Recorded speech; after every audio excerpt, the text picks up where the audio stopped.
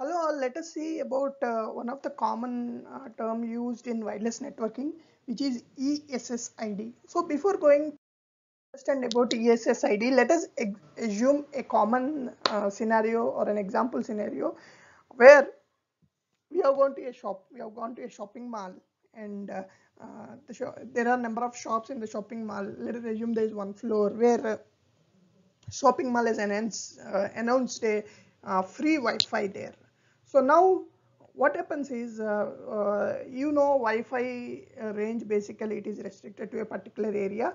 So there should be number of Wi-Fi devices that need to be mounted, and then the user, when he walks across in the shopping mall, he should get connected automatically without having any issues. So this is an example scenario where we will explain what is SSID. Now this is the scenario. So what happens is, whatever the user uses, the mobile phone or his laptop, it is called a station basically. So when the station moves to different shops in that particular shopping mall, he gets connected to the Wi-Fi using the access point. So basically access point is nothing but which helps the user connect to Wi-Fi. So in this access point also there could be number of access points, which we call them virtual access point within the access point, where you can give different kind of like accesses to different users. So example, if the shop owners need to have a full access with full speed, whereas the stations, like the users which come to shopping, need to have a restricted speed. So it happens through the virtual access point. So all these access points connect to the Ethernet switch, and further it connects to the internet. So this is the scenario where we come across. Now one of the important point which we have to understand is, when the station comes in, he has to understand how to connect to the access point. Like example, if I walk in, you have to get the Wi-Fi name automatically, right? So that you can click on it, enter the password, or if it's free, it's get connected automatically. So this naming and all is what is important, so that the stations can access the internet using access points. That the identifiers come in.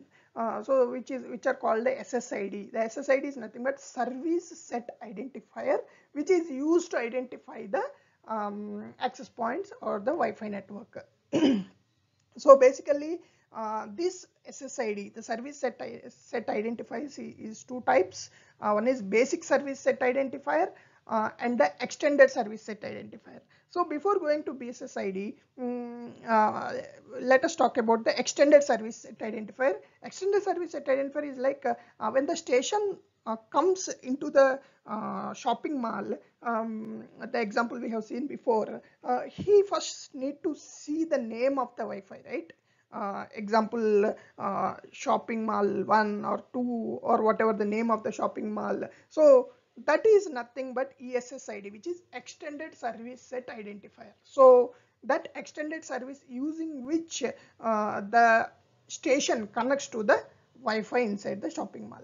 That is ESSID. Now there is one more called basic service set identifier. Where this helps is, basically when the station or the user moves across different access points, the Wi-Fi need to get connected automatically. So all these access points will have a common name, which is ESSID, whereas BSSID is the MAC address, which will be different for different access points. So user, when he moves across connecting to a common Wi-Fi, the MAC address changes within the access point, and this is like a seamless movement, where we generally in the cell terminology we call them roaming. So basically the stations can roam between access points and connect to the Wi-Fi using the ESSID and BSSID. So the security behind the thing is for a different discussion. This is just to understand the